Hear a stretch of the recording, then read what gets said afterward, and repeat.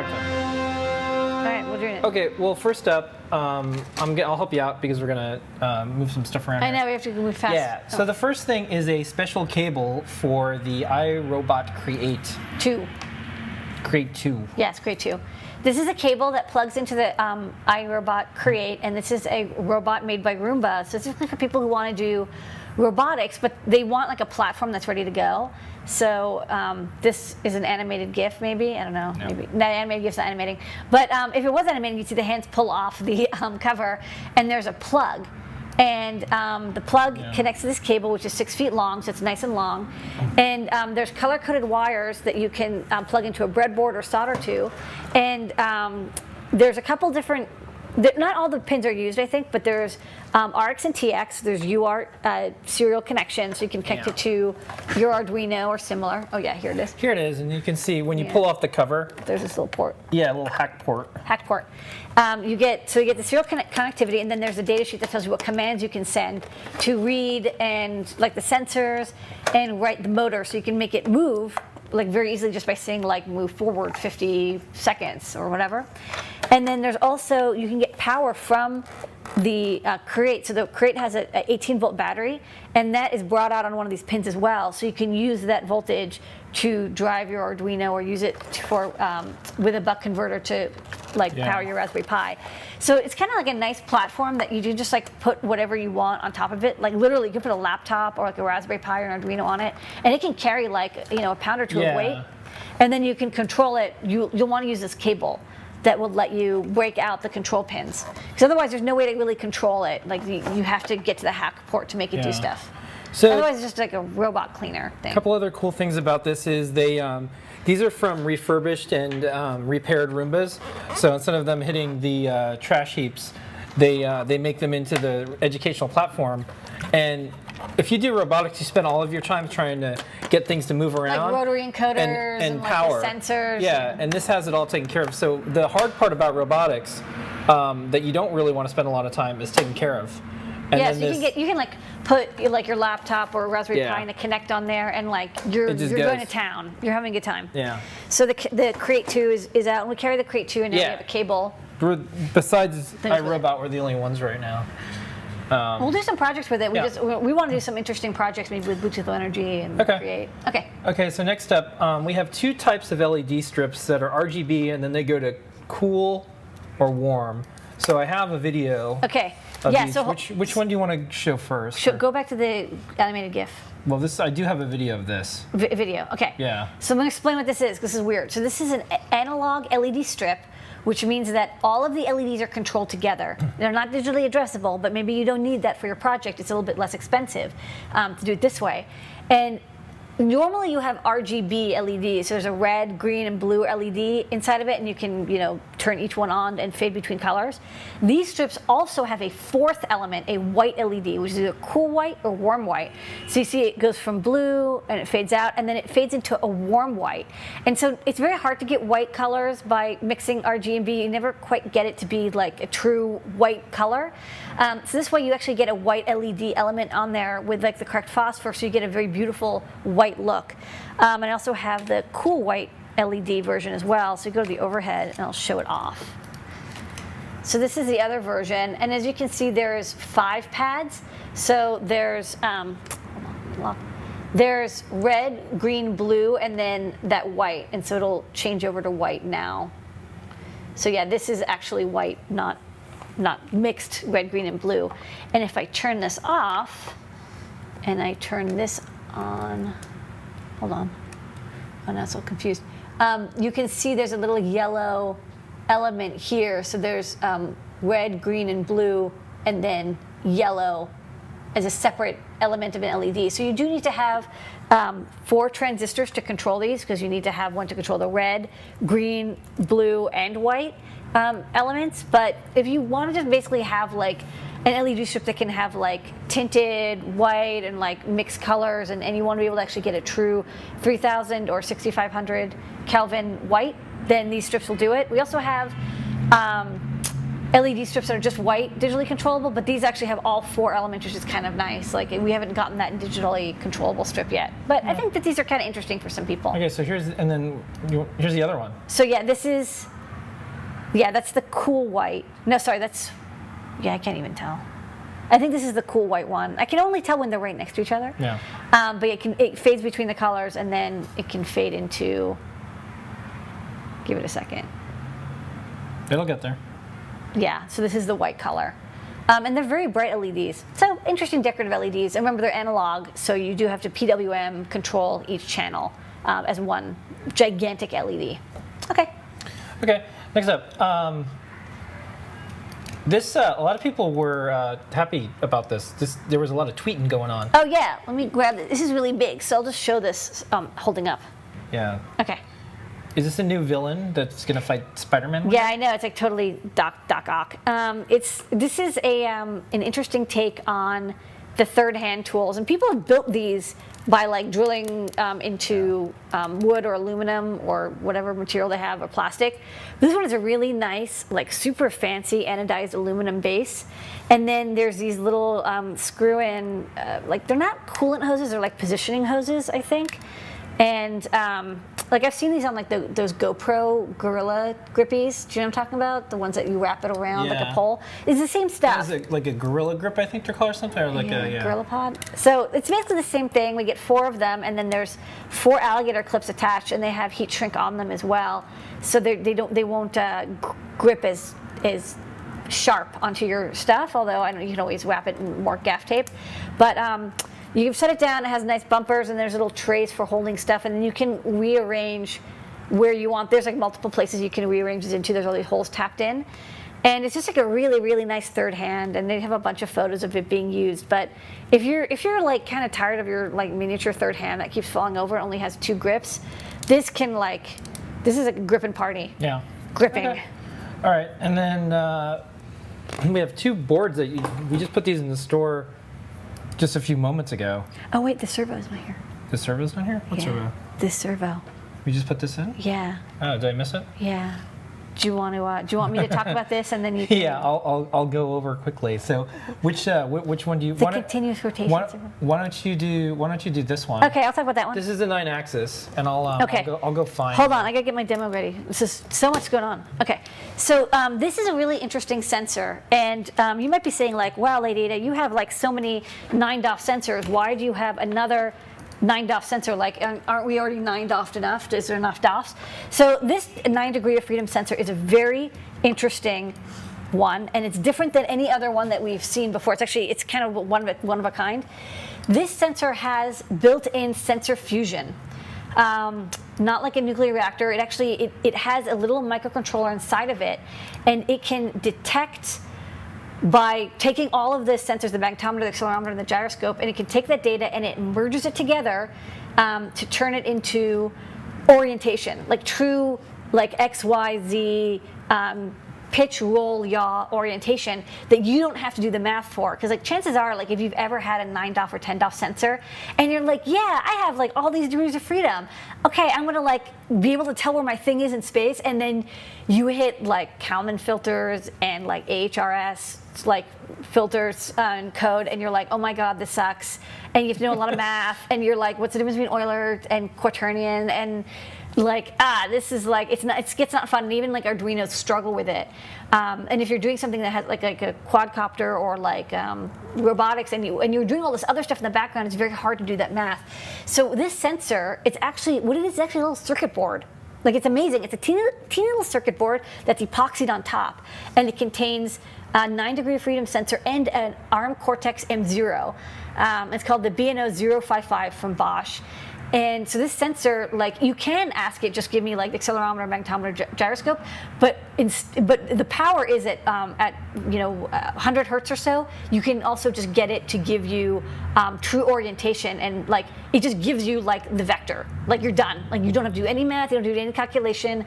It just gives it to you correct, like right out of the box, like instantly. So really, really easy. How fast is this giving you data?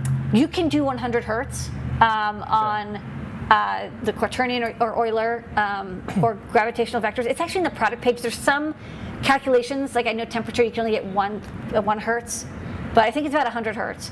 And it's very, very stable. Like when I first got it working, I was like, is it crashed? I'm like, oh my God, and it's actually just not drifting, because I'm used to having the gyros drift a lot.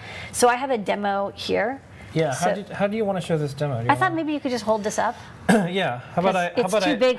hold the computer up and then you show what's going on. So this this is a rabbit. So it's a rabbit, and then here is I just have basically the Arduino with the sensor, and then hold on, I have to get it so it's oriented. Oh, so when you move that, and this is. But I have to remember which way I turned it on. And this is using processing.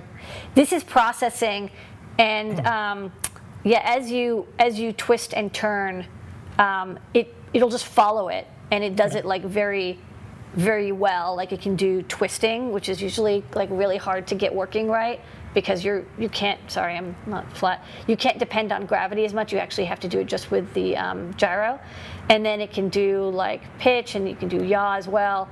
And it can, this is just Euler, but you can also get quaternion. Euler has this problem where if you flip it, it will flip around. Okay. Because it does know 180 versus 180, but if you use quaternions, you don't have that issue.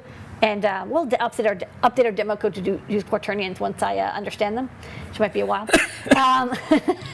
Look, I just never learned that stuff. But I think for people who want to do, especially they want to just get going with the robotics or art project that has like, they want to tell how you're moving, this sensor is the way to go, and it's not even that expensive. Like it's way cheaper than having an extra Arduino. And if I can get this hello bunny underneath there. Okay, yeah, I can sort of do it. Yes, this is the sensor here, and it uses just I2C. So got power, ground, I2C connected, and like that's it, and just streams data right out. So we have a library and tutorial and all that good stuff as well. Thanks to K-Town for writing that. Okay. I'm very excited about the sensor because we've tried to get a good AHRS library going for Arduino, and it's just really hard to do on an Arduino. Okay. This is the thing you wanted to put in the Oh show. yeah, thank you. Okay, so what is this? This is important. This is extremely important. It's a micro continuous rotation servo, which is kind of neat. Someone actually showed up on the show and tell and said, hey, by the way, you guys don't carry continuous rotation servos in the micro format. And I said, that's because they're not available. And they said, yes, they are. And I'm like, they are. And so that day I went off and I placed an order, and a couple months later they showed up. These are little miniature rotation servos that can rotate all the way around. Oh, right. This was someone showed this on our show and tell, right? Yeah, That's I just cool. said that. No, I'm just remembering the specific time period. So this is just a demo, Wow. just showing it rotating all the way around. It's just like your standard. I mean, I know they're not really servos if it's constant rotation, continuous rotation, but I'm just going to say they're servos because they're servo-shaped continuous rotation motor. And then on the bottom, there's a little hole that there's a little potentiometer. So if it's drifting, you can go in and tweak the 0 point. But it's great for like if you want to make a little robot or a little rotating like Lazy Susan or some other project that needs to have it rotate all the way around. You can adjust the speed, and you have a little micro servo. So I think these are cute. Okay. And then Okay, that was it. Yeah, last product of the night. I'd say this is the star of the show besides you. This is the PowerBoost 1000C. Wow! Finally. It's here. So exciting, there's 2 of us. Yeah, this took a while to get because I ordered PCBs and they didn't get ordered or something. But then I ordered them again, and then for real they showed up. So this is the PowerBoost 1000C, which is a 500 more C than the PowerBoost 500C.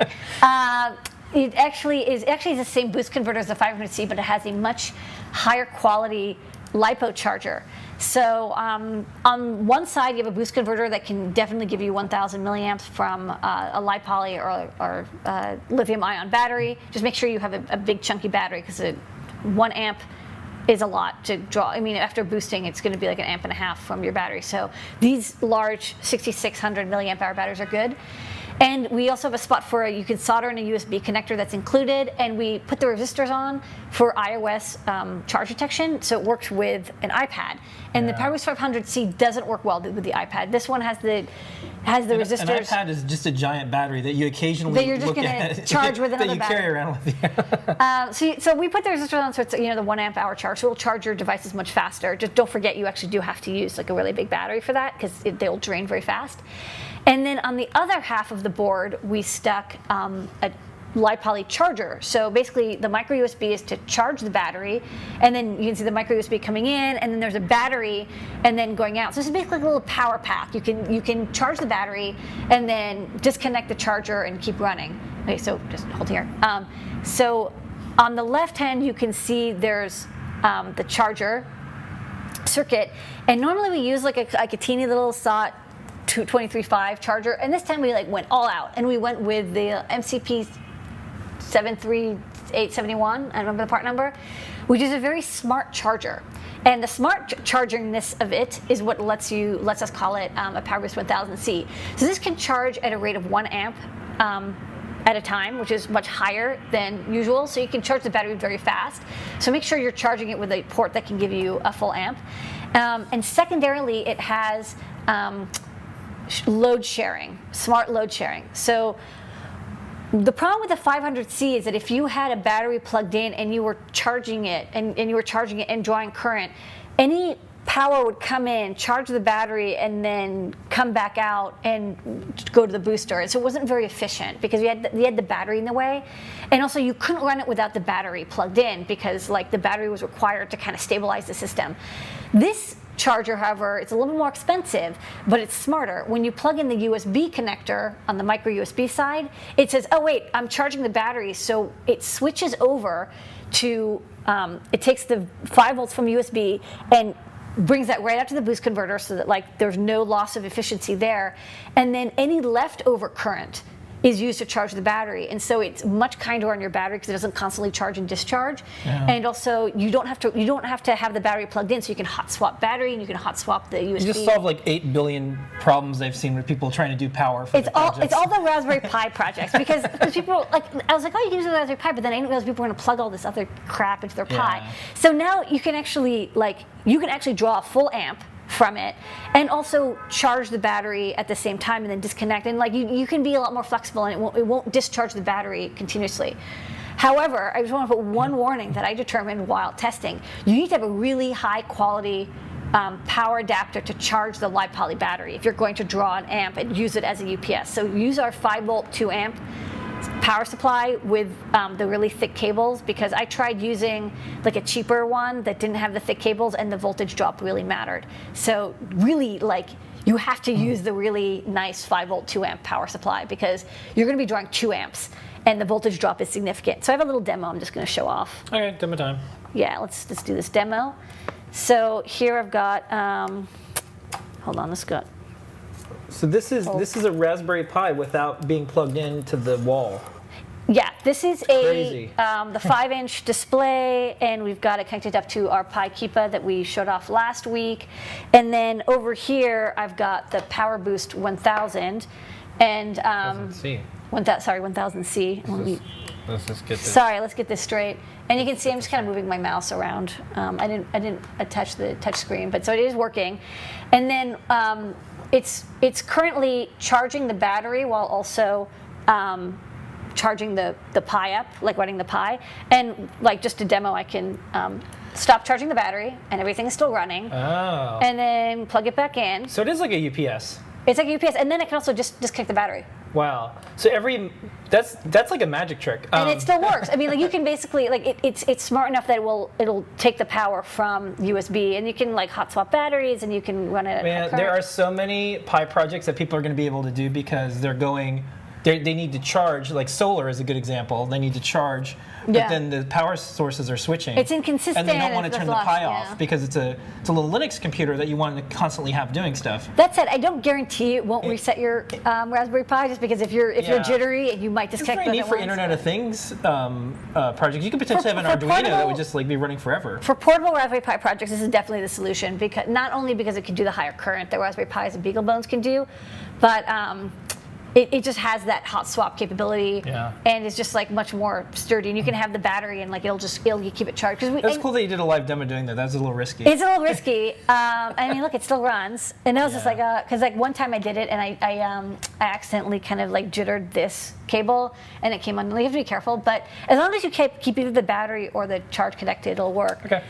So yeah, this is hopefully going to solve all the problems that people who had with the 500C works great. It's a lovely boost charger converter, but this one's much smarter, and I think just watch out. Can you do it again? Can you unplug everything again? I just want to see if Okay, you can so do we it. Two in a row. I can unplug the battery. Okay, the battery's now unplugged. Still working. Still running. It's still running. Still running. Okay. And then I can't unplug this. You can't 'cause unplug that at all. But then I plug this in, and So you now plug that in. now it switches over to the battery. Now it's battery, so now And it's I like, can oh plug my it. gosh. Now it's definitely. And is the Pi still running? Yeah. Hold on. Oh my gosh. My mouse. That's cool. So yeah, it can run like the Pi and the monitor, and like it got Wi-Fi and some All right. USB thing, and all this good stuff. All Okay. right. Well, guess That's what? my demo. That was a new product. That was new products. Good work.